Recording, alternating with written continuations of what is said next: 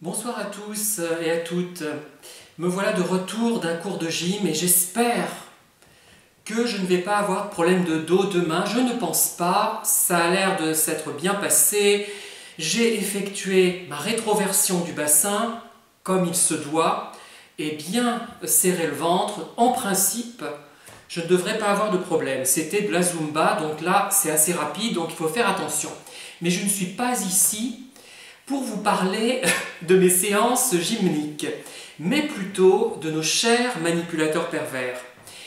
J'ai relevé une remarque notamment qui concernait l'alcool et les conduites, on va dire, en relation avec les drogues, toutes les conduites addictives des pervers narcissiques.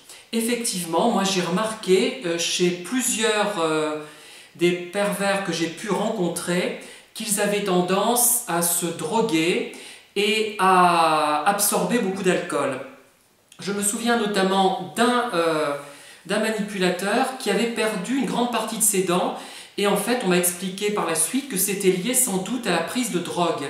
Et je ne le savais pas à l'époque. Je sais qu'il était très porté sur la bouteille, enfin très porté relativement quand même, et que bon, il fumait énormément, il était très tabagique, hein, vraiment énormément. Et plusieurs étaient dans ce cas, et je l'ai remarqué plus d'une fois. Alors pourquoi? Alors il y a plusieurs explications possibles. Déjà, vous savez que les pervers narcissiques sont constamment anxieux, crispés, puisqu'ils manigancent sans arrêt finalement. Hein. Ils sont toujours dans le calcul, dans la guerre. Ils ont l'anxiété en permanence rivée à eux. Et donc, l'alcool peut enlever ce stress finalement. Hein. L'alcool, le tabac, les drogues diverses peuvent contribuer à enlever ce stress, à mon avis. Autre explication, c'est que l'alcool a quand même un effet euphorisant, les drogues plus ou moins également, et ça donne l'illusion d'être très supérieur aux autres. Par moments, on est tout joyeux, on se sent génial quand on a absorbé des substances perturbantes comme ça, et voilà.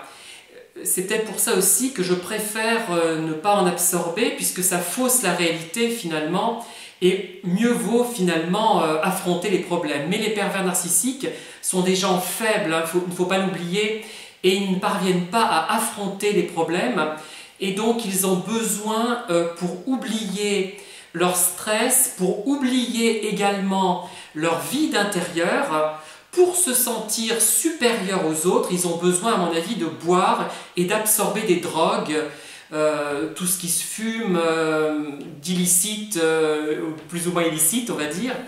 Et je pense que c'est lié à ça. Après, comme ils sont très sûrs d'eux-mêmes, ils pensent que les problèmes liés à l'alcool et au tabac et aux drogues, qu'elles soient dures ou douces, c'est pour les autres, et que, comme ils sont des êtres supérieurs, ne seront pas forcément touchés, ni par le cancer, ni par la cirrhose, ou que sais-je. Je pense qu'il y a aussi ça. Hein. Donc, en résumé, oubli de son vide intérieur, oubli de son stress lié aux manigances perpétuelles, effet euphorisant pour se sentir génial, pour se sentir grand, et aussi le fait qu'ils se sentent tellement différents des autres, tellement supérieurs, même si au fond d'eux-mêmes ils ont une mauvaise image d'eux-mêmes, mais c'est bien enfoui, et qu'ils se croient au-dessus des lois naturelles et qu'ils pensent échapper aux maladies provoquées par l'excès de substances comme l'alcool, le tabac, les drogues que l'on fume, les drogues que l'on s'injecte, etc. Voilà, je ne sais pas si j'ai répondu à toute la question, mais c'est comme ça, moi du moins, que je vois les choses. Je vous dis à très bientôt, si je suis en état. Non, sérieusement, je pense que oui, hein, puisque quand j'ai été touché par le problème de dos, le soir même, j'en ressentais les douleurs, hein, les premières douleurs, voilà. Voilà. Bien, bonne soirée, au revoir.